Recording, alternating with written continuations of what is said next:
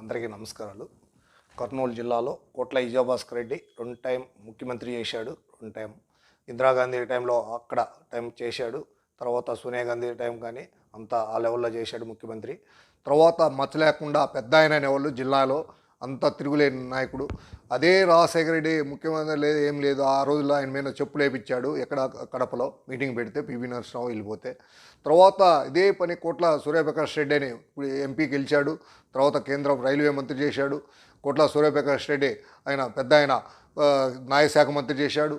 ముఖ్యమంత్రి 2 టైం చేశాడు.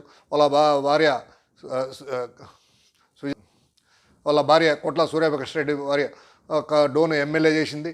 కర్నూలు ఇప్పుడు డోన్లో ప్రజెంట్ కోట్ల సూర్యప్రకాష్ రెడ్డి ఎమ్మెల్యే నాయకత్వం చేస్తుండ్రు.